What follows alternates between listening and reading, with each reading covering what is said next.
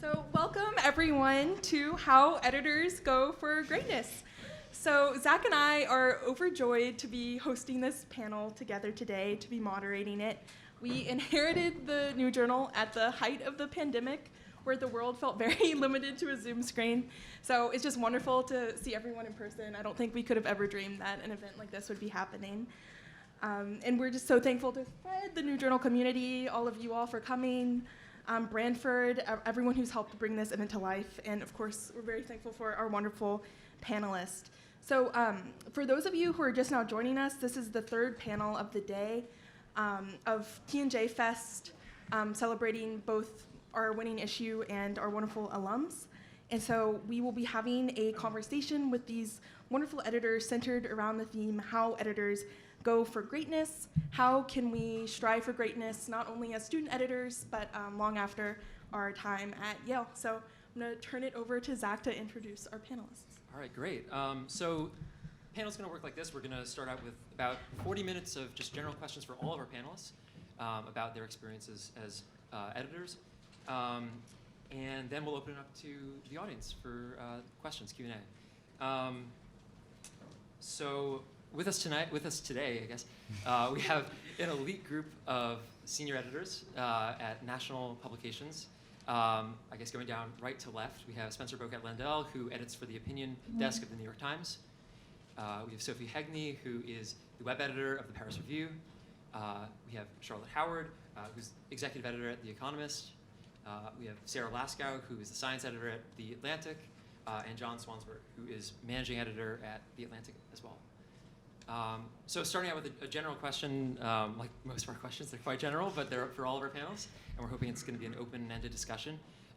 What do you all think makes a story great, and how have you as editors sort of been part of making stories better when they come to you?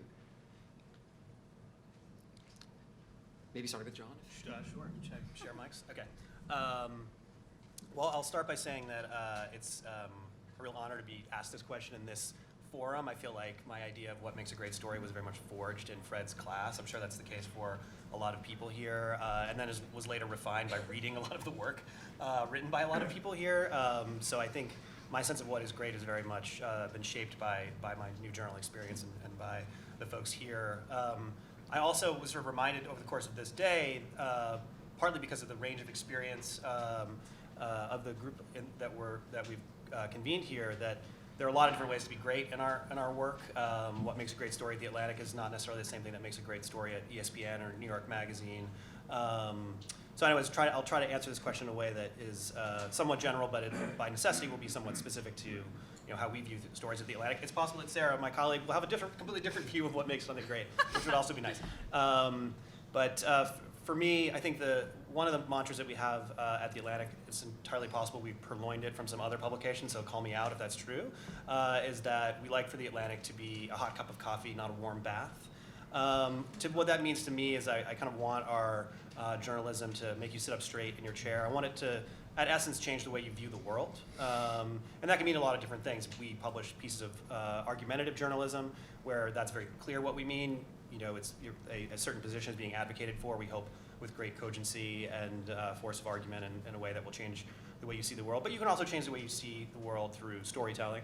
And I think the things that are most important to me in terms of making a story great, I basically am going to be stealing, I think, Julia Preston's answer to maybe a similar question earlier, which is just reporting and storytelling. Those are the most important aspects of the work for me.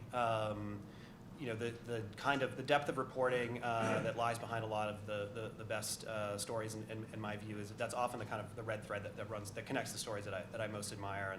And in my experience, a lot of the stories that I felt achieved true greatness got there by the reporting. And you asked us to cite some specific examples. So one that came to mind for me, but I'm very curious for others' examples, was a piece that The Atlantic published a couple years ago by my colleague Jennifer Senior. That was about a young man who was killed in the 9/11 attacks in the towers. And I thought of that example in part because it seemed so unlikely. I mean, candidly, I think I may have said this to Jen at some point. didn't sound like a good idea. It was, the 20th anniversary of 9/11. It's like, we all hate anniversary pegs. It's just the lamest excuse to hang a story on. It was up against 19 years of anniversary stories about 9/11. It was like, how are you possibly going to get people invested in this story again? I don't mean to be flippant. Obviously, it's an important story, but these are the kind of litmus tests that we apply to story ideas. And Jen wrote an incredible story, and it was largely due to the reporting that she did. That she was able to find the diaries of this young man, including one that had gone missing for 2 decades, and it allowed her to tell the story of a life cut short far too early. But more importantly, she also spent incredible amount of time with the family that was left behind after this death. His parents, Bobby McIlvaine's parents, and as well as the young woman he was about to propose to. And she was able to tell a story about loss that was about 9/11, but it was just also about grief. That was incredibly powerful, I thought, and I think a lot of our readers thought. And she was able to do that because she got inside that family and lived with them for many, many months. So again and again, I feel like that sort of repertorial coup is what gets the story over from good to great. I can follow up since we're talking about the Atlantic. I told John a while ago that I wanted to talk about this one very specific story that was great, that is like not Atlantic-y exactly, because it was a story about butts. And like, John can confirm to me, right, that this is like not what you normally come to as like Atlantic fare would be a story where the pitch was literally like, I'm interested in butts. Yes, when the Transcendentalists got together in 1857 to create the Atlantic, I don't think butts is what was chief among their concerns. No. But I work with a reporter, Katie Wu, who is an incredible reporter. She has done like some of our best pandemic work. She like just broke a story that like last month about COVID origins, which is Ben Mueller still here? Yes. I was like, I wonder whose night we ruined at the New York Times, and I think it was Ben's because the story came out at like 5, right? But like last year, when we also like for all of our pandemic reporters like try and give people room to write about other things because the pandemic has been like such a hard story to report on for like year after year after year. So all the reporters I work with who work on pandemic stuff also write about other things. And so one day Katie came to me and literally her pitch was like, I'm really interested in butts. And I was like, okay, well, that's cool. If you want to write about butts for the Atlantic, like we have to do the greatest story about butts that there ever has been. So like you need to come back with like a little bit more than that. Like tell me what is interesting to you about butts. And you know, Katie is like, she is really interested also in like the animal world and what makes animals different from humans and things like that. And so, you know, she like went, and I think this is the thread that I agree with John on. Like she did a lot of reporting where she like started talking to scientists who are interested in the evolution of the anus. And she came back a few weeks later and was like, okay, like I actually think there is a really good story here because nobody knows like where this came from, and also all the scientists in the field are fighting about it. And I was like, okay, these are like 2 actually good qualities of a story. Like there's like a fundamental like we're at the edge of human knowledge here. Like there's something that we actually don't know about, and it's something that's sort of like fundamental to our existence. Like it's a joke, I'm making a joke about it, but also like when you think about like the history of evolution, like the evolution of the second orifice was one of the most important things that happened in the history of the world, and we don't understand it. So like that is interesting. And then also like there's like conflict over it and people disagree, so that probably has the makings of a good story. And so I won't talk about this anymore, but I do think like that story is a story that I'm incredibly proud of, and like is like a really great example of science writing. And you know, not that this is like the only measure of greatness, but like it did end up in like the best science and nature writing of that year. Like it helped Katie win a very big prize. And so I don't know, I think that's just an example of how like also if you like start with like your genuine curiosity as a reporter, it can like lead you to really interesting places, even if it seems kind of silly. I guess we're just going down the line, so I'll chime in.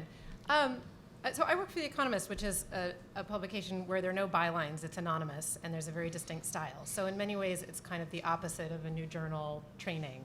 But in many ways, it's not. I mean, it's about interrogating a given story and trying to uncover something new and explain it in a really compelling way.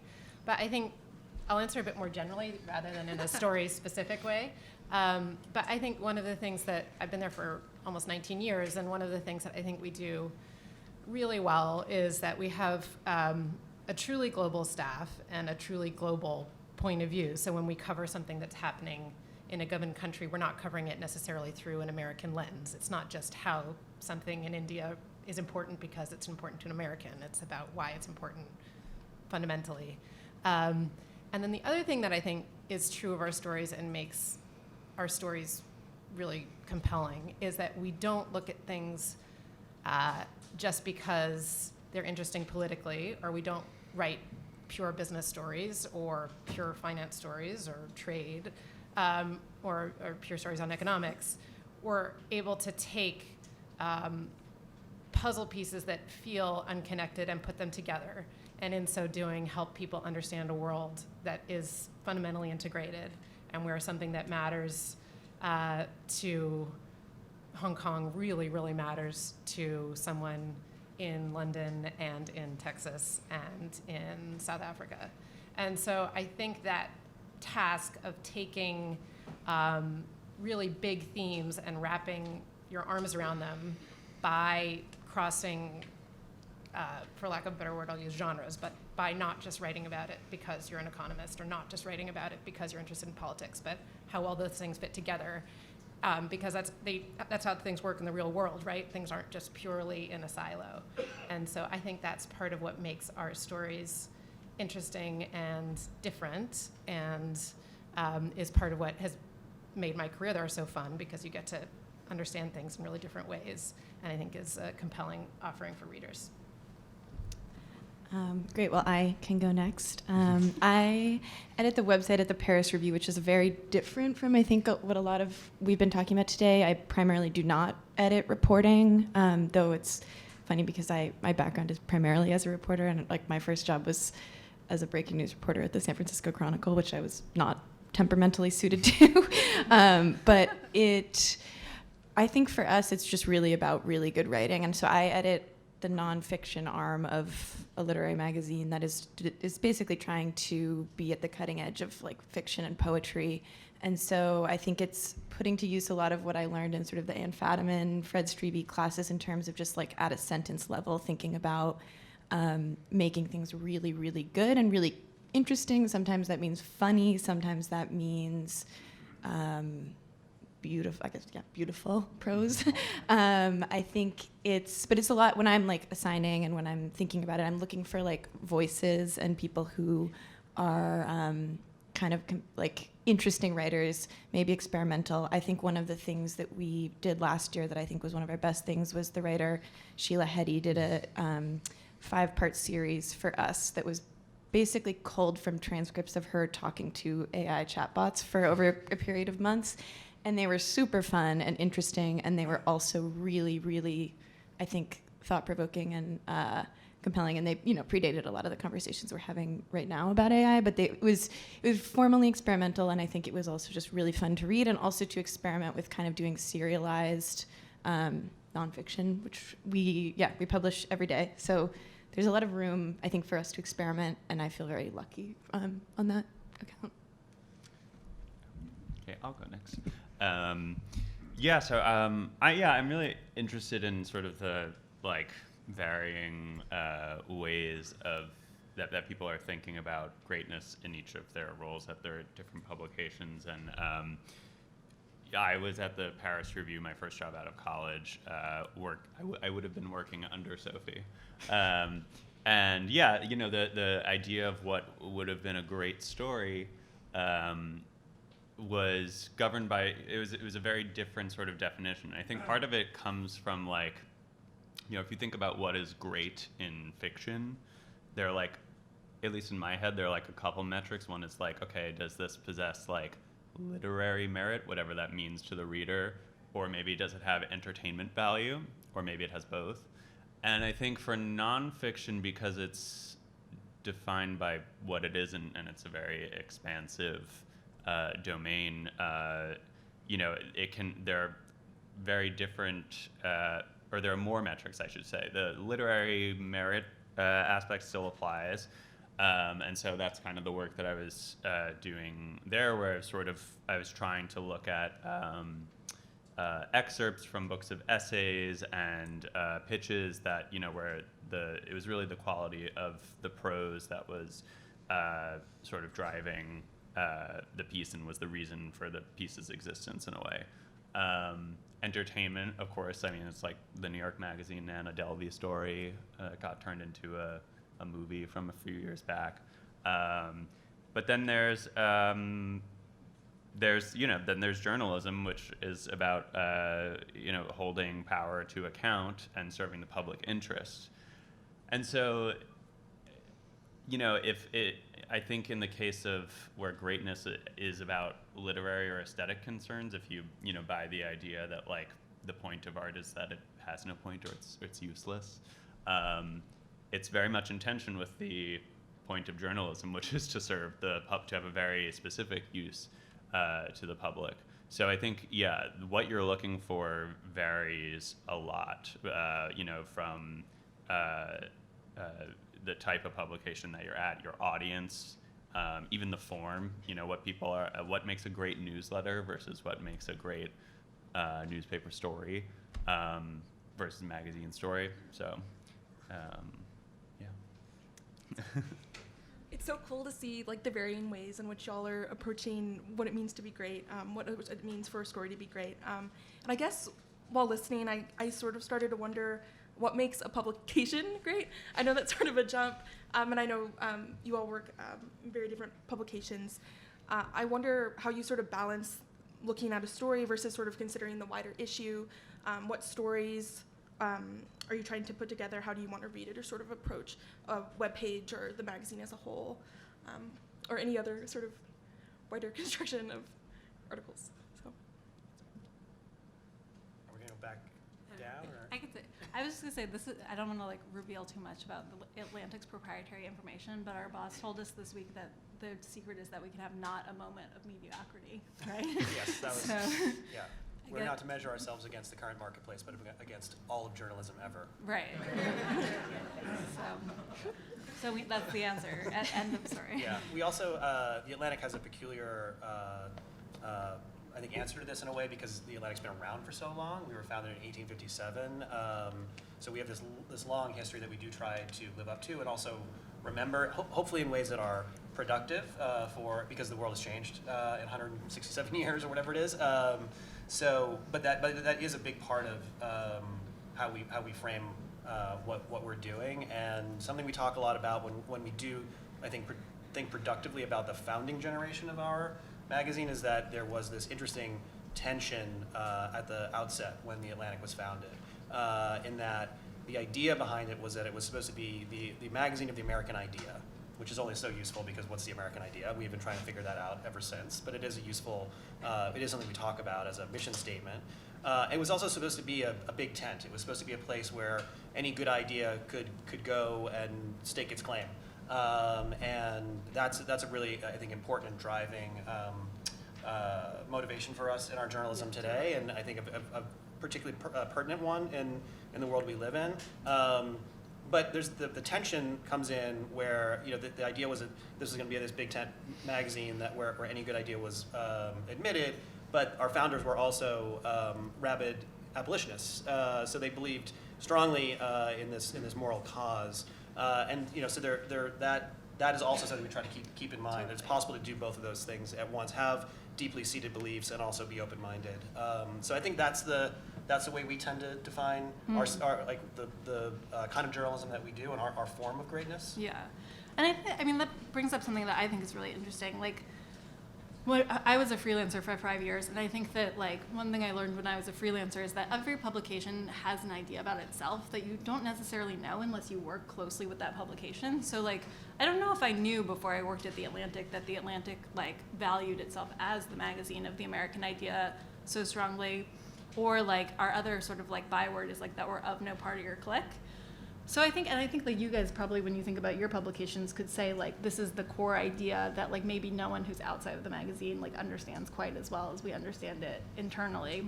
But I think like that's part of what can make a publication great. It's kind of like the fealty to the core idea that the people who are making the magazine understand and kind of like use as their guiding light, because that's partially what makes each publication unique, and why in the end, you know, like instinctively, you know, like that is an Atlantic story or not, or that is an Economist story or a Paris Review story or a Times story, and why, you know, you might, like, for instance, like pitch one of us and not the other one of us on a particular thing. This is so fascinating. I could talk about this for hours, Yeah. actually. But both the question is so interesting, particularly at this time when readers' time is so limited. There's so many different ways to consume media now. You can have if you want to know what's going on in the world quickly, there are very, very simple ways to do that beyond subscribing to The Atlantic or The Economist or even The New York Times. And, you know, The Economist was published 180 years ago. So, but you think about these really long-standing institutions that have been around for a long time, and how do you be relevant and interesting and stay true to who a publication is and has historically been, while offering something relevant to readers. And I mean, if you ask any staff member at The Economist about when The Economist was founded and why, they'll start talking about the Corn Laws in Britain in 1843, which I guarantee no one else in the world thinks about, right? And so, so there is part of what I think for us makes us distinct and is also interesting as we do more podcasts and do more newsletters, et cetera, is that, you know, we have no bylines. We have a very powerful, identifiable voice, which is one that values sort of concise writing, a global view, wit, really rigorous reporting plus analysis. And we have a point of view. So our editorials are in the front of the magazine. They're not hidden in the back. It's very clear, and the sort of argument of the editorial is splashed on the cover. That's what, it's not sort of a vague idea of what might be inside. It's clear what the point of view is just by passing the magazine on a newsstand.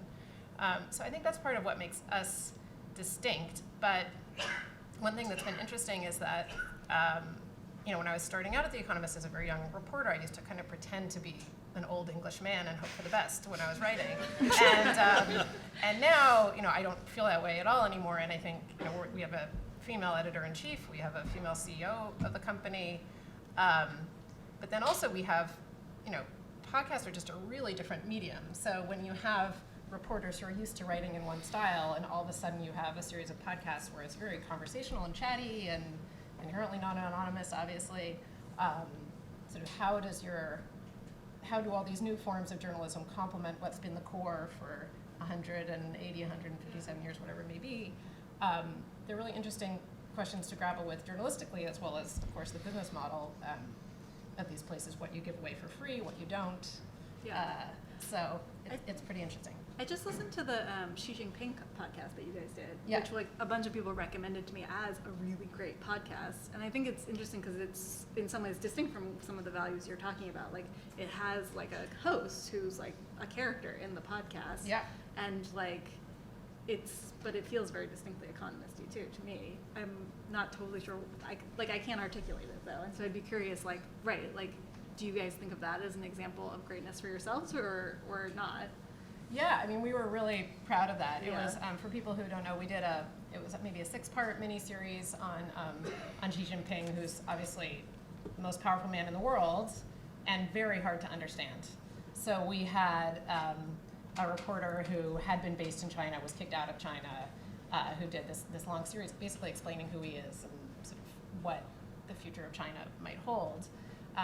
And it was, I think it was second in Apple News podcast for a while. Like, it was very well listened to, which we're all thrilled about. And I think the core values of The Economist that were sustained through that podcast were sort of, again, really good reporting, really hefty analysis, and this combination of not just politics, but anthropology and economics and thinking about sort of China's role in the global economy, looking at using Xi, who's obviously a hugely important person, but as a lens into these broader questions for China and the world. Yeah. So that was really interesting.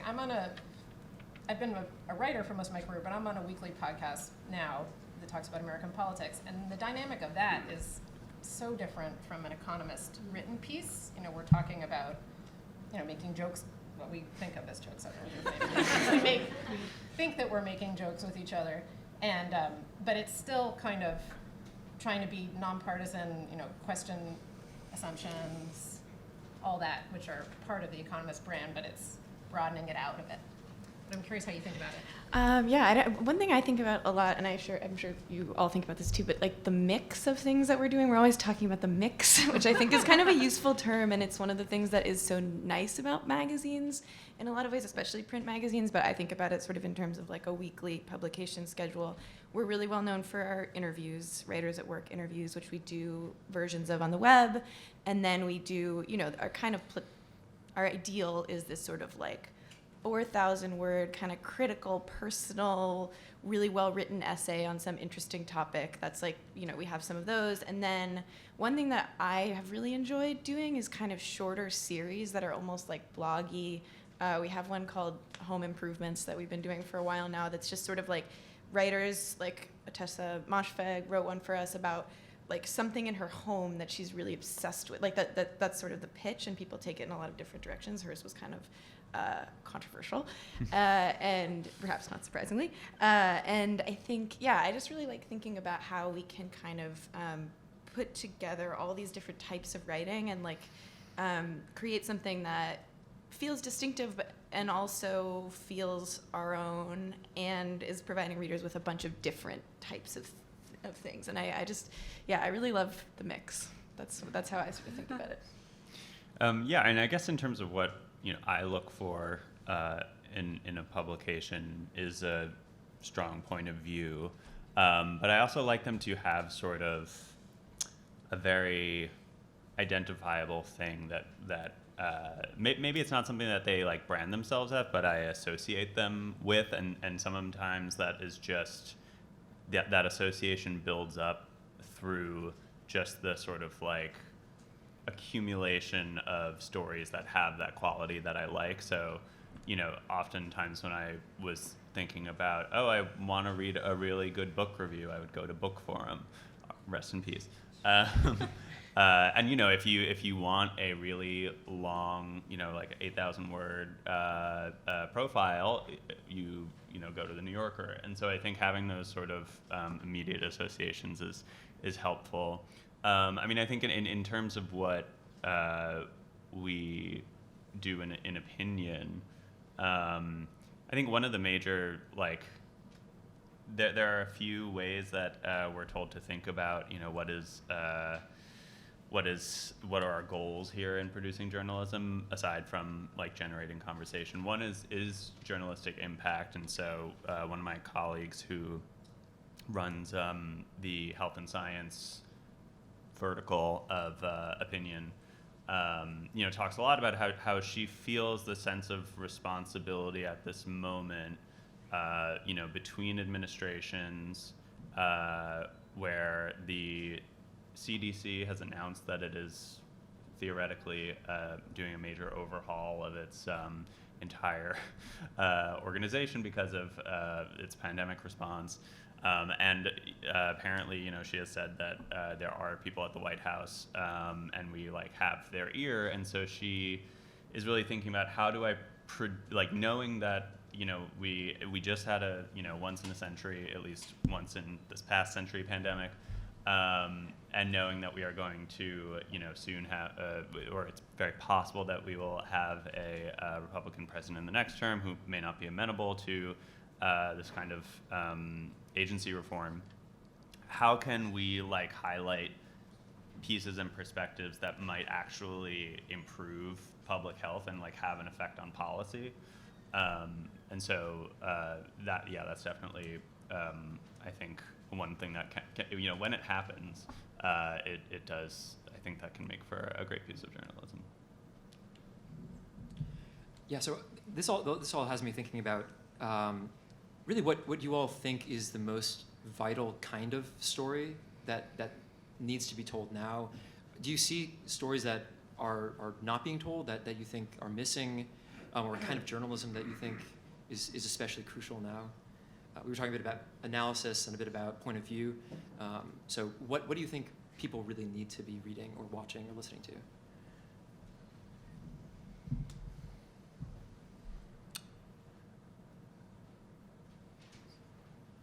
The new journal, I think. Sorry. I will say during the derailment in East Palestine, I think it's pronounced, in Ohio, with the vinyl chloride spill, I feel like that really threw into relief sort of the decline of local journalism, because, you know, I was scrolling Twitter, as one does, and I'm like, I cannot trust. I'm seeing all this, like, you know, sensationalism, and maybe some of it is right, but I don't know, because there's no sort of corroboration. And I think that was a frustration that was held by a lot of people. So yeah, I mean, I think it's totally unoriginal to say, but yeah, local news journalism is definitely missing. This isn't a style of, or a particular kind of story, but I think the thing I wrestle with most is the subjects where I intuit that a certain amount of despair has set in. Climate, guns, these issues where I think it feels like there's a very high bar to clear in order to get readers engaged in the story, and that is very uncomfortable because the stories feel so incredibly pressing, and yet they're among the hardest stories to get people to read sometimes, and so that's I think something that I find myself struggling with a lot. Some of the stories I feel most passionately about feel like they're also the ones that I have a harder time figuring out the right angle of approach that will bring people into the story. Yeah, No, go. I mean, I've been thinking a lot about the pandemic lately. I mean, for the past 3 years. So, you know, like, my team has covered the pandemic very, very closely. We're actually quite a small team. The Atlantic is sort of a funny-sized publication. It's both, like, big and small at the same time. But, you know, like, we've never had more than, like, 3 or 4 people who are reporting on the pandemic, and then not even full-time, and that's always been, like, a significant portion of, like, the team that I'm on has been dedicated to that since the pandemic started. But, you know, like, the urgency we see from people to know about the pandemic now has shifted and changed. I mean, like, we're all here in this room together, like, breathing the air and, like, not wearing masks and stuff. And so, you know, how do we keep telling the story of the pandemic, and what sort of stories do we tell now that it's in a different phase where, like, it's, you know, whether or not you think it's still an emergency, or it should, the, you know, government should be declaring the emergency over, like, you can definitely see that people's relationship to stories about the pandemic has changed. So I'm just thinking a lot about, like, what are the types of stories that, like, still need to be done, and what are the stories that we do, even if no one reads them, who are the audience for this, like, what are the stories that are, like, stories that we should do to think about, like, agency change, or, like, change in policy, or, like, you know, that would reach, like, an influencer audience, versus, like, what are more stories that we still need to speak to the public about, like, what are things people still need to know just to, like, live in the world right now where, like, COVID is still an important force shaping all of our lives. And then also, like, what are the stories that are still important to tell that represent, like, the people who are over impacted by the pandemic. Like, if you look at the numbers now, you know, like, hospitalizations are lower than they have been, but they're still quite high, and, like, who is in the hospital is changing. You know, like, the proportion of people who are being affected is now, like, really even more concentrated among older people and people who are immunocompromised. So, like, how do we talk to people who aren't affected as directly about how, like, this thing that swept through the entire world is still shaping it? I'm just going to say what I think the 2 most important global news stories are, with a great deal of confidence, and then everyone can disagree with me. But I think that the 2 biggest stories in my mind are whether or not what happens with America's relationship with China, and then the energy transition. And so in the first story, it's become so clear in Washington that both parties view extreme anti-China rhetoric as being good politically, and that is playing out in American industrial policy. It's playing out in our lack of pursuit of trade deals with those with whom we would ostensibly be allies and have stronger economic ties with to counter China's weight in the global south. There are people who've done lots of game theory exercises about what happens should China invade Taiwan, but I mean, it just would be such a big deal. And so kind of thinking about how we can pull back from the kind of brinkmanship where we are seems to me to be, the biggest geopolitical huge story, and Russia's alliance with China is a really interesting part of that. So that's one. And then on the energy transition, the biggest thing for me that I find most interesting is how environmentalism morphs from something that's specialized in not building stuff to something that specializes in building stuff. Mm-hmm. So building a grid, building a wind farm, building solar panels at a scale that is so unprecedented. And in America, there's a huge amount of money to do this now, but it's actually not clear that it will happen because of opposition to different projects and how difficult it is to get things over the line, and opposition to the mines that are required to produce the minerals we need for EVs, et cetera. And so sort of our traditional trade-offs when we think about environmentalism are just now in a whole different era. And so thinking about how we cover that, I view as really important. So those are the two big ones. But. I will, again, give a very different answer. I wouldn't even make the case that this is the most. I agree, actually. My first instinct in response to this question was also local news, which I think about a lot, the loss of. But I think a niche that I think is important and shrinking is just like outlets for cultural journalism in general. I don't know, Book Forum closing, The Believer, just more and more places where when I was a young freelancer writing about books and art and film and whatever else, there are just fewer and fewer places to do that. And I think it's a real loss, both for readers who are interested in that and also for writers who want to do work that's more experimental, more writerly, for lack of a better word. And it's just a loss for like the cultural landscape in general. I mean, so many books are going to come out and no longer be reviewed because of the loss of something like Book Forum. And so I think about ways that we can fill that niche. I think that Paris Review is lucky because it is a nonprofit. We're not responding to the news cycle in a way that most publications are.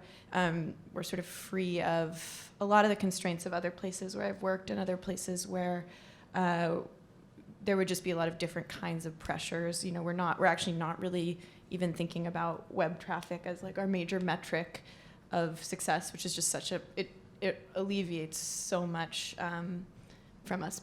And so we're lucky in that way. And so I try to think about how we can not necessarily replace these now shuttered publications, but to provide some space for that kind of work. And sort of first person writing and then also cultural criticism, I would say. Awesome. I guess something I've sort of been thinking about, just hearing about your careers and everything that you're doing. What did you wish you knew when you were us, when you were in our shoes, sort of young editors who may not be as sure of themselves, or what techniques or approaches to articles might be helpful to keep in mind when you're just sort of starting out and trying to find your bearings? I guess I can go.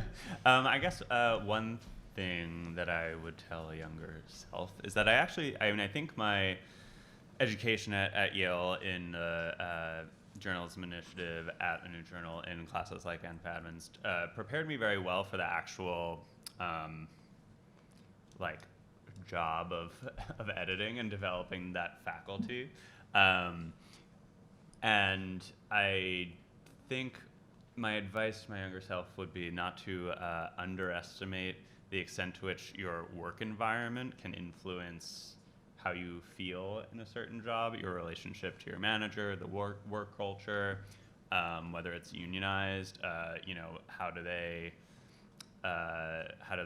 treat their staff. These are sort of, I have left places because of those reasons, and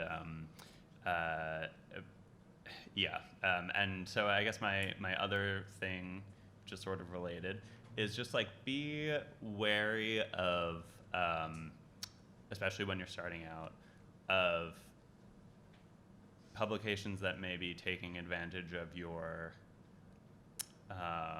sort of bushy-tailed ambition. I once interviewed at a prestigious magazine that will go nameless for an editorial assistant job, and it was going to pay like $35,000 a year, and the job was doing like first line edits on a very prominent Pulitzer Prize-winning reporter.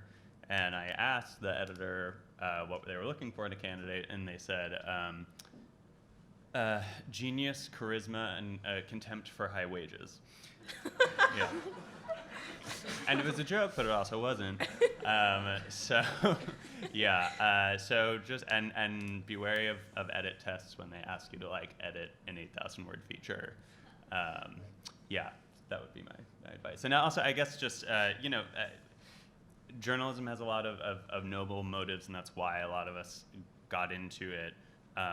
But when you're, working in an institution, in a corporation, like, I think it is healthy to remind yourself that ultimately what you're doing is selling your labor, and your labor is valuable, and you shouldn't have to pay a penalty for caring about your work. I would say, I would say also, just like when I started out, I sort of thought that I emotionally felt like the first job I got out of college was going to be like the job that I was stuck in forever, and I was really unhappy in that job. And I think it is just nice to remember that your career is kind of long and you can do a lot of different things. And I took time off and went to grad school in American literature. Like, you can just do a bunch of different things. And I think once I sort of realized that, I relaxed a lot about my career in general, and also was able to find types of stories and types of writing that were more suited to me when I, stopped feeling like I had to be a newspaper reporter forever, and that I had to like be the best newspaper reporter in the world, which I was never going to be. And I think just knowing that you can do a lot of different things, that you can work at a lot of different places and do a lot of different kinds of writing is great. In terms of editing, I would say I wish I had known that things should usually be a lot shorter. I think that one thing that was so fun and great about the Yale journalism classes is that they prepared you to write like 5,000 word feature stories of the kind that you read in the New Journal and the Yale Herald front cover stories. But you're just mostly not going to be doing that, and most stories I think are just not. I think somebody earlier said you have to kind of earn long form, and I really believe that. And I feel like one of the things I'm just constantly doing, and even in I'm not editing reporting, but I'm just cutting things down, and that's what editing's all about. Okay, I'm just going to continue in the line format, but that's I think a really good point. And I think I looked down on shorter stories initially. And doing a really good, like perfectly structured 500-word piece that says a lot in a clear way and is beautifully written is like a little gem, and it's not to be looked down on. And I think that's really important. And candidly, it's what readers value, because now we have data on how many people finish the 5,000-word stories. And guess what? It's not, as we all would want it to be always. So the 5,000-word stories are fantastic, but also the 500-word pieces are great. And then the other thing I would say is that I was an English major here, which I loved, and I studied the Romantic poets. And if you had told me when I was 22 that I would spend a lot of time reporting in Saudi Arabia with oil companies, I would have been very surprised. And that's great. If someone gives you an interesting job, and even if it's outside of your core interests, the more you learn about anything, the more interesting it becomes. And I took only a few economics classes when I was here. It definitely wasn't my specialty, but there's so much interesting work to be done beyond the core of what you study in your undergraduate life at Yale, or even in your graduate work that you continue at Yale or elsewhere. So I think being open-minded to the types of stories that you should pursue is important. Yeah, I have like 4 things to say, and I'll make it very quick. One, just to echo what you guys said, like I have come to love short stuff, and it's like not just as an editor, but as like a writer and a reader, and like there's just such like a huge pleasure in making like something like perfect and small. Not like I wish I had known that. Second, like, to your point, I wish I had known that science journalism was a thing. Like, I don't think I knew that in college. I came to it through a very roundabout path. I didn't study science. I still kind of know very little actually about science, but like the beautiful thing about journalism is that like you can just like be a smart and curious person who knows how to ask your skill is in asking good questions and in synthesizing information, and you can do that with science as well as with like culture or politics just in the same way.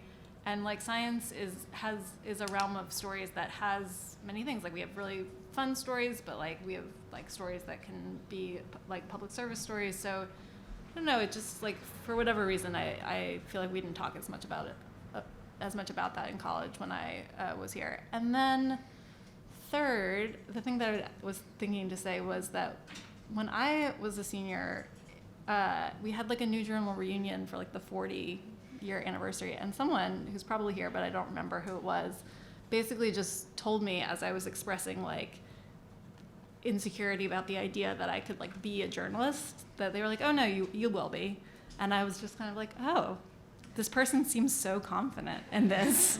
I guess I could be a journalist. So I guess that's what I would say to all you guys. Like, you can be journalists. Like, sometimes it feels very, like, foreign and lofty and, like, how do you get from point A to point B? But, like, I don't know. These are just jobs that exist, and, like, you'll have them. So just wait 5 years or 10 years, and, like, you'll be us.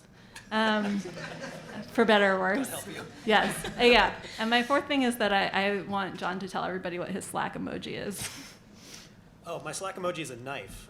I was gonna stand up for the poor beleaguered long story, but you've betrayed that I also like cutting. It's truly an art. But yeah, my Slack emoji is a knife. Just a very subtle reminder to all my writers that that's what I'm going to do to their stories when I file them. I'm lucky enough to have one of my writers in the room, so I'm just articulating that. I'm going to cut one of his pieces tomorrow. I don't know that there's much left to add. Those are all fantastic responses. I mean, the thing I always say to young journalists, and it's entirely possible that I'm now old enough that it's not good advice anymore, is just that editing is something you get better at by doing. I really firmly believe that. It took me a while to get the confidence that I needed to be a good editor, and I just think you need at-bats. And it's hard. Editing is a more peculiar profession in some ways than writing. Like how you become an editor is, I don't really know the answer to that question. It seems like every editor I know has taken a different path. But for me, I like by pure luck and happenstance, ended up at the New York Times in my first paid job, and this sort of echoes something that I think Neela said earlier. Like I had to leave the Times to get to go to a place that no one had heard of to get the kind of experience editing that I think I needed in order to become a better editor, and that can be a hard decision to leave a place with prestige that you can say the name of and your aunt will know it and be beaming with pride. But in my case, I actually came back to New Haven and worked at a magazine called Legal Affairs. I had no real knowledge of legal affairs, but nevertheless, it was an amazing place to work because I got to edit on my first day there, and I also got to learn from incredible editors, some of whom were just cutting their teeth, some of whom who had better experience already than I did. But that's the other thing, and I guess I'm stealing another of Neela's points here, but like having mentors, I mean, you can learn so much from looking at someone else's edit. To this day, I love doing that. I love asking my colleagues to show me a red line of a story they're working on. Sometimes I've even now, having done it for 20 years, I'm like, oh my God, you said that to a writer that way? Like I didn't do that. So you can learn new techniques even if you're an old dog. And so much of what we do as editors is, there's the literary part, there's the journalism part, but so much of it is we're just like basically psychologists, and you learn a lot from seeing what other people's bedside manner looks like, and every writer is different, every writer needs different care and feeding, and the more you can experience that yourself, but also through your colleagues, I think the more prepared you'll be for the next piece that's coming down the pike. Great, and I think we have probably time for one more question, and then we'll open it up to Q&A from the audience.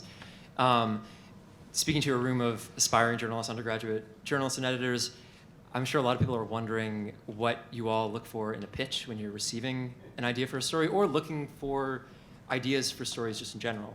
How do you do that? How do you seek out a story that you think will resonate or you think is crucial to be told?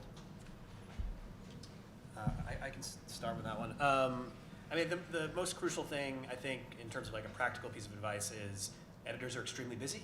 The idea that an editor is going to get to paragraph 4 of your pitch, which is where you put the oh my god moment, like that's, I wouldn't do that. I would assume that they're going to read the first paragraph if they don't know you. I don't want to, I think all of us would probably like to have enough time in our day to read unsolicited pitches very closely and weigh their merits, but the reality is that few of us do. And it is just a very common mistake that I see people make, that they bury the lead in their pitch. And if you're pitching someone cold, you just really can't do that.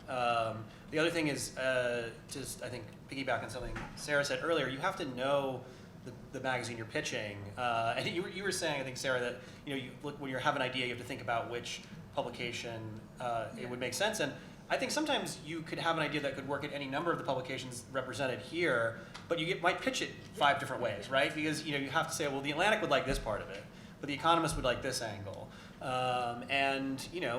Editors appreciate when there's a sense in the pitch right away that this is somebody who gets what we do. This is someone who's thought about why this would make sense in this publication and not just generic publication X.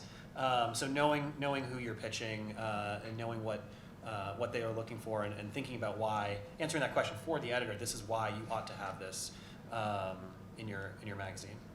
Getting the name of the magazine correct also. Okay. As someone who used to work at Slate and get a lot of salon pitches. Yeah. I would just quickly add that, like, in terms of knowing the publication, right? Like, so, like, The Atlantic has actually a fair number of staff writers, although John works more for the magazine, which publishes more pitches from non-staff writers. But, like, my part of the publication has a lot of staff writers, so we don't have we don't like rely on freelancers in the same way that other publications do, and we don't, or parts of The Atlantic do, and we also don't, although I don't know if that's really fair. We have a lot of staff writers for the magazine too. Yeah. Anyway, so my point is only that, like, I could almost never publish like a newsy pitch, like, because we just don't have capacity for that. But if you bring me like your pet story, like, I love that. So that's not really like a type of story exactly, but it's like, because like I can only publish so many freelance stories because I'm busy, because of our budget, whatever. Like, a good story for us or for me is just like the story that you have, whatever, just to return to the butts thing, like whatever your butts story is, like that you just like are so passionate about that you like have to do, even if it like, and that you can articulate like why the story is like the most deeply interesting story to you. I think that's like a good pitch for me. I think I have 3 pieces of advice. One is, to your point, that we have a lot of staff writers. And so if there's something big that has happened, or even it's a really big theme, you can expect that a staff writer is writing about it. So, Biden's new policy on chips and how that's, the factories that are being built in Texas. Like, we have someone who's going to be writing about that. Or Blinken actually does have a meeting with his counterpart in China, and we want to have a big piece on sort of America-China relations. That's going to be covered by a staff writer. But there are all these other stories, particularly in the American context, that the panel prior to this was discussing, that are really interesting. They're about a place, or they're about something that is ostensibly small, but provide a window into something that's really important and big. And I know I'm conflating everything you said about the micro and macro, but just for the Economist context, those type of stories are really interesting, and they might not be something that a staff writer is writing about. So we do have people who are stationed all over the US, but it may not have occurred to them that the experiment that a given New Mexico town is undertaking to try to, provide more support for people going to college, I'm making this up, but some kind of education story in a particular community, they might not have, we might not have written about. Or if you look at, okay, climate change is a really big issue, but how do we want to cover this in a novel way? Looking at the effects of drought in part of Utah and sort of the battle that's going on over water rights in that particular town, like, that would be a really interesting story that we might not have a national person covering. So you kind of can find these little wedges in a local way into something that's of national interest. That's really important. So that's point one. My second one is that any editor gets so many emails that are pitches, so many. And so many of them are junk. So I literally get things that are, Dear Catherine, my name is Charlotte. Dear Catherine, we have a new yoga mat with excellent gripping technology, and we think it'd be a great fit for The Economist. And so I get like 70 of those literally a day. And so if you have a good pitch and you haven't heard from an editor, just send it again, because probably they just missed it, because there's lots of other different things that people are getting. That's great advice. Yeah, and like maybe after the 6th time stop, but but at least follow up, because sometimes editors just miss things, or they're on deadline themselves and have other things going on. I've forgotten my third, but it will come back to me. Yeah, I work almost entirely with freelancers. We don't have any kind of staff writers, so I get a lot of pitches. I feel like they kind of fall into 3 categories. One is like, amazing, I want this immediately. One is like, this is bad, and most of it's that. And then there's sort of this middle category that we get a lot that I think is like where, when I was a freelancer, I was sending a lot of pitches like this, and I feel like the pitch is, like, for us, the example of it would be like, here's a book that was published in 1972, it's out of print, and it's really good, and the author's really interesting, and I want to write a piece about it because I really like this book. And that is like a totally fine piece that has been written like 1,000 times about 1,000 books. And I think that just like what I would think about when if you want to, and not to say that like a piece like that can't be written, and in fact we publish pieces like that fairly regularly, but you have to make a case, you have to make it somehow sort of surprising, somehow interesting, and you have to make a pretty compelling case, I think, that like you're the person to write that story in some way or another, both either because you're a really great writer or because you have some kind of interesting connection to the, whatever cultural artifact. I think it's just that kind of like central category of kind of the middle ground pitches where it's like, these are totally serviceable, but I'm always going to say no to it because it's not like grabbing me in any particular way. And that's really hard to do. And like, I know that that's not like the most specific advice in the world, but I think just trying to think about how you can like surprise someone, how you can like really interest them in your work in particular rather than like a general idea is what I would say. Yeah, and then also I think, for something reported, which is like a different question, when I was a freelancer, I feel like just really trying to do like even the bare minimum. I know it's like really hard when you're a freelancer to like start a story and you don't know if it's going to go anywhere, but like it makes such a difference. At least it did to me when I would like at least have a couple phone conversations before I would email the editor being like, here's this idea that I really want to do. So that's, yeah, those 2 things. Yeah, I almost always edit staff writers, so I guess I'm sort of, well, I don't know if it's fortunate or unfortunate, but it's just a fact. But when I have dealt with freelancers, I find that definitely like the most important thing is just to be very like upfront about what your argument is. I mean, one of Brent Staples, who also works in New York Times Opinion, he's usually like tweeting about how like, please have like a thesis in the first graph or second graph at most. And that I think applies to not just, that obviously that is needed in a argumentative piece that is meant to, introduce an argument into the national discourse. But Elena and I were talking earlier about how we've had, writers who they submit things and like there's good stuff in there, but there's not quite an idea that like unifies them, and you sort of have to tell the writer like, okay, one, what is the idea of this piece? Like, can you like summarize it in a couple sentences? And I think also the question of like, why are you the person to write it? In this case, this person was writing about a bunch of different sort of deaths in his family, and one person, it was his father-in-law, so it was his wife's father was undergoing a lot of cognitive decline. And so one obvious question that was raised by that is like, well, why are you writing about this? But yeah, so having a central idea and having like every additional section be in service of that idea, I think is very important. I had another writer who I edited recently who submitted a piece that he hadn't really figured out the ending to yet, but the first 80% of it was very solid. And he actually had at the top of his pitch, like angle 1, angle 2, angle 3 of what do I want the central point of this piece to be. And that really helped me think about, understand how he was thinking about it. And we actually went with sort of a different angle where we sort of, the conclusion of the essay and the whole point of the essay was almost like constituted between us when we were editing, trying to figure out that last bit. So, yeah. I have one small one, which may be controversial, but you can send multiple pitches in one email. I don't know if other people hate that, but actually it's not a bad idea to just be like, hey, here are 3 ideas I have. Here's a paragraph on each.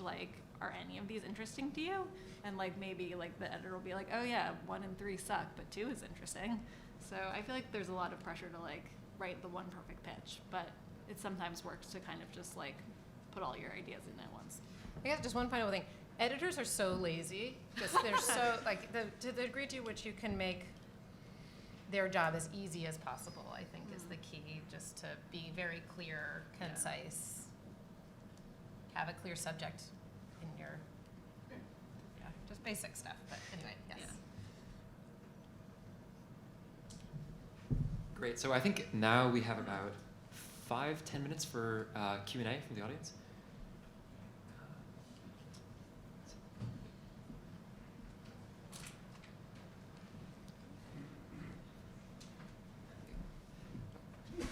Yeah, I think every reporter who looks back on their career and can see the great editors that they've had a chance to work with is profoundly grateful. It makes a huge difference. I'm assuming that all of you are the kind of editors that reporters want to work with. So on behalf of,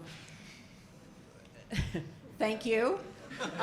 My question is, in my case, I would not have won a Pulitzer Prize if it weren't for a man who was in his first editing responsibility, a journeyman editor on the foreign desk of the New York Times named Steve Engelberg, who, as many of you may know, is now the founding editor of ProPublica. And Steve saw the stories that were going to win the Pulitzer Prize, and he made those stories happen. So I'm wondering if you'd share a little bit of your trade craft. You get the draft, it's might be there, but it's not perfect. What is the attitude, what's the dialogue that you want to establish with the writer or the reporter? What works best? Tell the reporters what works best. I feel like the worst moment, for me at least as an editor, is the moment the draft arrives in my inbox. Because before that is the promise of what it could be. And at the end, there is the greatness that it will become. But when I open the draft, that's when I'm faced with what I will have to work with. I'm sure in your case that was always sparkling prose right from the beginning. But yeah, I mean, that part is hard.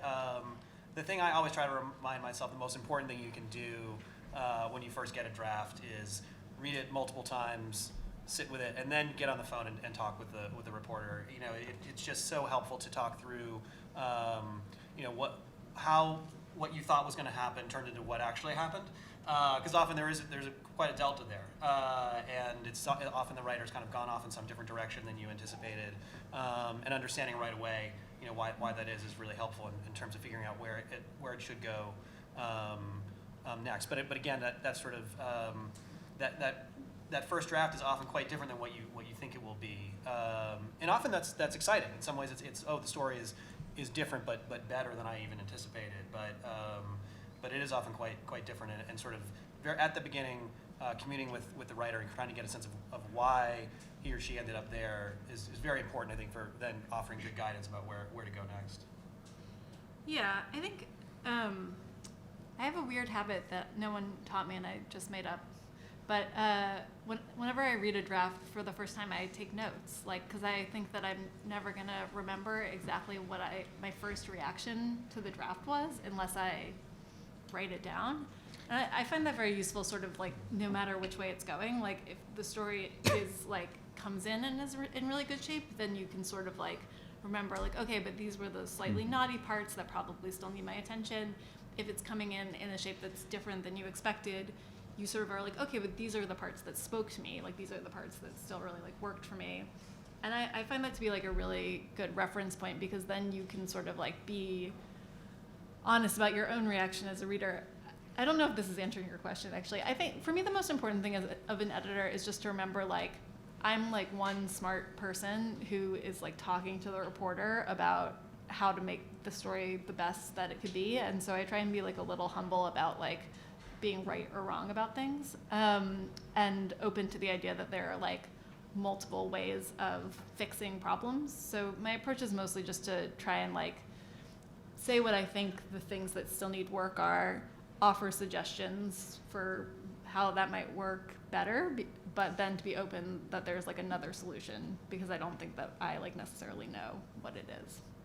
I've recently had an opportunity to see some of Sarah's remarks in the margins of a edit, and one of the things that you did really well that I don't think I do as well is you're a great cheerleader in your marginalia. Like you have notes about what you like, and I don't know how premeditated that was for managing the writer's mood, but like I think that's a really important thing that sometimes we forget. Like your job is not just to identify the problems. Your job is also to identify what's working, celebrate that, say more of this. Right. Well, I actually know which story this is because there's only one story I've ever worked on that John has then edited. But the story that you're talking about, this person also, like, I just know that their like psychology, as someone was saying, you, right, is that they like just do way better when you like they feel confident. And so like my job with that writer was always just like keep them in a place where they feel confident, because otherwise like everything's just gonna go worse for both of us. But if we like stay in a happy place, then like it's gonna be fun and easy and better for everyone. I have just a quick answer that I think complements yours, that is just the answer to your question. And I spent the vast majority of my career as a writer, so I'll approach it from a writer's point of view rather than editor's, though, is that it really depends on the cadence of your publication. If you're working for a daily or you're working for a weekly like we are, what you're describing sounds amazing, but it just doesn't occur, So, we file the stories Tuesday nights, they're edited and fact-checked Wednesday mornings, they're going to press Thursday morning, like it's condensed. Sometimes on a really long story, you'll have more of the opportunity for the type of feedback that you describe. But I think what's important for a writer to answer the question from the writer's angle rather than the editor's is that you'll file something, the editor will come back to you, you have an hour and a half to provide comments, right, in response to your editor's edit. And what's really unhelpful, or in another context, at The Economist we have editorials that are sent. There's a lot of debate that happens internally that's open to the whole staff before an editorial is written, but then in the end, the editorial is written, it's sent to a few people, and you have an hour or two to provide comments. What's really unhelpful is to respond to that email and say, this is garbage, I disagree with everything. Because you're like, well, now what? We still have to send something to press tonight. This is not a helpful comment. Or if you get an edit back from your editor as a writer, and you're looking at it being like, this was my precious piece of work, and I really don't agree with what this person did. So what's unhelpful is to say, I hate you, you're stupid, we have to start over. What is helpful is to have very, very specific fixes that keep the piece the same length. I mean, everybody in this room probably knows this, right? But like, you respond with your own changes that are surgical, right? But can actually change the whole tone of a piece if you really disagree with it, can change the argument of the piece if you really disagree with it, or can be direct responses to something that is more minor, but you keep it the same length. You make it very clear what your changes are. You don't then change your changes, because that's really annoying for an editor. So just being clear, surgical, quick, I think, is a way in a shorter time frame to have a more productive editing relationship. I'll also just say one thing that I think on the editor's side, I think it's good for editors to be a little bit less lazy in the way that they suggest edits to writers, because, and I say this as a person who has also written a lot in my current job, and there are some editors who will just, they'll have a few comments and then we'll just comment like a question mark, which is really not helpful. And if something needs to be rephrased, if an editor says like, change this, okay, to what, it's really helpful to be like generous and like make it feel like a collaborative relationship where you are, I think Nadja Spiegelman, who is the previous Paris Review website editor who I worked under, she sort of showed me how to like interact with writers in a way that's like, I like this part, but this part I think is maybe phrased a little confusingly. Maybe you could do something like this, and then that just gives them a prompt where they can put it in their own voice if they want to. Sometimes they just accept, what you've suggested. But yeah, I think it's important for editors to like actually put in some effort. And I'll also just say that everything that everyone has said has been great. I also think you can kill a piece is something that is important to know. Like, I think when I first started, and again, I haven't been editing for that long, but when I first started out and I would get, maybe I assigned a story at 2,000 words, it comes in at like 9,000, it's a massive mess. You can look at something and say, you know what, like this isn't going to work, and it can save you a lot of time to not go down the road of something. Or maybe actually a more likely thing is maybe you go back and forth a bunch of times and it's just not working. You can say this isn't working, and that was when that happened to me when I was a freelancer. I was always like so devastated. And now when I like think about everything that I wrote that was killed or that got abandoned at some point, I'm like, yeah, that was probably for the best. And I think that you can, I think it's just something I didn't know that now I know. Maybe one more question from the audience?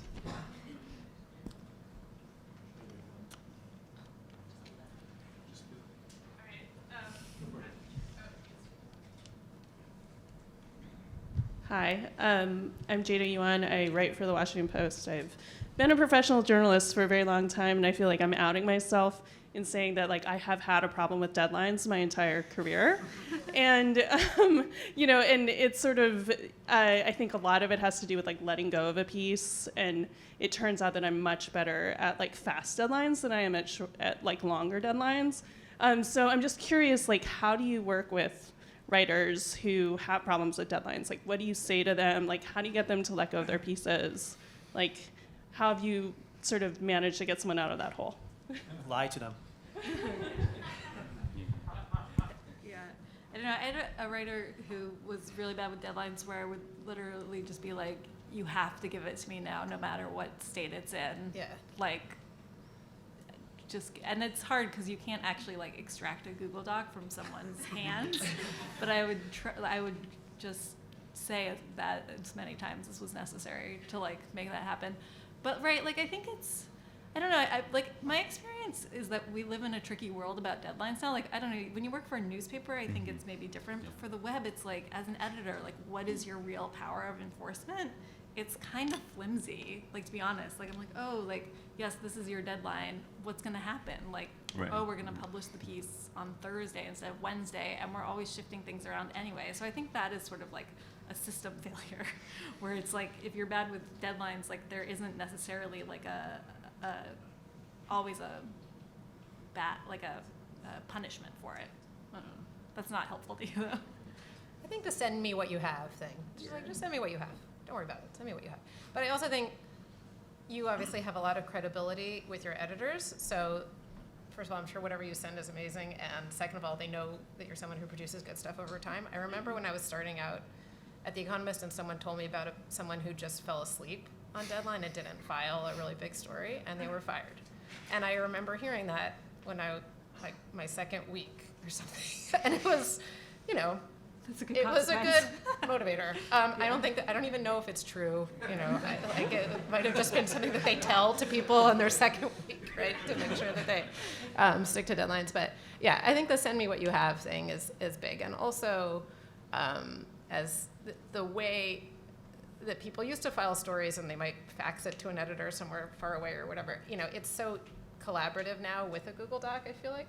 I don't know what you all think, but just the way that, and Slack, and the way that you can communicate with writers in real time and all that, I feel like a deadline is less final than it used to be, just structurally because of the publication reason, or even without that, because of the kind of real-time collaboration that might happen on real-time collaboration that might happen on a given story.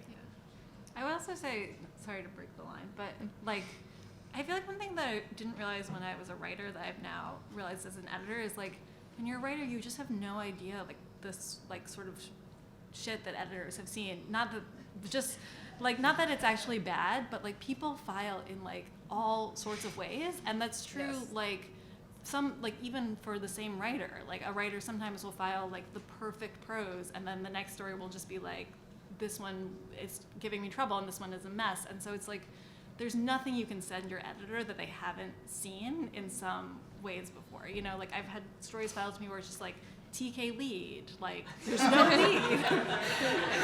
So like, you know. I want to add to this, just really, this is, I don't know how much time we have, sorry, I'm just totally going off piece, but there was a guy who filed a story. So it's Tuesday night in America. The story needs to be finished by the time people wake up in London, where we're headquartered. And he seemed to have entered some kind of dream state, because he was watching CNN while filing. And so it was his story, and then there'd be little snippets from the CNN. Sounds like DOS process. And so it was one of these things, like that person had a lot of credibility, you know, internally in the magazine, and there was a hard deadline where he had to send what he had, which included dream state CNN musings. But I mean, I think it's kind of to your point, sometimes you file an A paper, sometimes you file a B paper, hopefully not too many C's, but over time, you know, the good ones mean that you're a strong staff writer.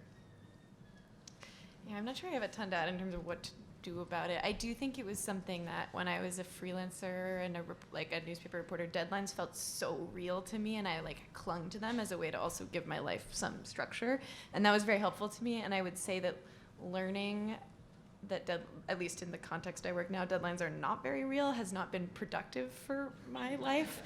And I mean, we work on a really different time scale also at the magazine. Like people are working on Paris Review interviews for like 15 years, and eventually you're just kind of like, you gotta hand over these thousands and thousands of pages of transcripts and tape and whatever. So I don't know that I have anything to add, except for that it was very helpful to me when I was younger to treat deadlines very seriously.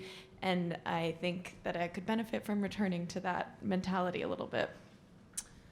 Yeah, I don't have too much to add, except that I think when somebody doesn't want to send you something because if they sort of explain why they don't want to send you something, I think it's very different if it's like they have nothing versus, you know, they have like far too much and they don't know how to organize it. Because if you give me something, we can like figure it out if it ultimately, you know, the kernel's good. Like I, not recently, but like 2 years ago, edited somebody who was filing for a 1,000-word newsletter, and she had like a 10,000-word Google Doc. And as you know, it was the night before we were supposed to send it, and throughout the week she'd been very hunky-dory and like, it's fine, it's good, and like, thank you for like, you know, I gave her like a sort of standard outline of what I thought would work. And then she like slacked me at 10 p.m. and she's like, I don't think I can do this. And I was like, it's okay, like we can look at it in the same Google Doc together. And so that's another way of like being, I think the writer-editor relationship, it can sometimes feel like like a student-teacher thing where you're like, oh, I'm going to get a grade for this. And I think if you can like sort of persuade writers that you're on their side because you both want a good piece to emerge from it. Yeah, so you just, in that case, I just hacked it down. But I think in other cases, if somebody is like not meeting a deadline like routinely, like if it's a freelancer, like one penalty is, you know, editors may not want to work with them anymore. I don't know how often that happens, but yeah. So I thought, this is the Grim Reaper role that I detest. These are wonderful conversations, this idea of not wanting to work with anyone anymore, and deadlines. I mean, the fact that we're past deadline does not mean we do not want to work with you anymore. This was a wonderful panel. I'm struck. I'm just following a piece of Spencer's. Working editors would work, wishing editors would work a bit harder. I'm reminded of Henry Finder is one of the great conceptual editors I've ever met. He was Brantford class of 1986, so here we are in his room. He's now a conceptual editor at The New Yorker. He edits Atul Gawande, he edits Jill Lepore, he edits Malcolm Gladwell. Every writer I've ever known admires him. Henry's move about working harder is to hand back a note saying, well, here's a really bad version of what I want. And now that idea is out. It's just, it's bad, but it's what I want. It's just hard enough working, Spencer, that Henry's embarrassed himself, but the writer can actually save the piece by making it better. So there's one thing. Now, the idea, getting back to Sarah Laskow's idea that every publication has a secret concept of itself, and I was ending this and I want to point forward. So the new journal for the time since the 1980s has always had a very simple concept. I don't know who had generated it, but it is the magazine of Yale and New Haven. And everyone's worked within that frame, and you can see how incredibly expansive it is in terms of every topic we had today. It's making the micro macro. It is how you go for greatness. It is envisioning yourself moving beyond being merely campus, and when it's at its best, it pays off very well. I want to set up the next panel. As you know, we're going to what's called Too Casually Roast and Toast, and it will be a discussion of the four features in the issue that won Best Magazine in America. So we are going to have four different members of the panel. I should just see what the sequence will be. The sequence will be, you are going to hear Andy Court discuss Zach Groz's piece, When Yale Harbored a Nazi. And on we will go. Susan Dominus will talk about Doreen's piece on sex work in New Haven. David Greenberg will talk about Left Wing at Yale Law. Anya Kamenetz will talk about the piece on homelessness out of doors in New Haven. Pushing it is my understanding, trying to push the best there is, or at least the best there is at university level. So that's where we're going. And then Dan Jurgen has agreed to close things out, though we'll have questions in the middle.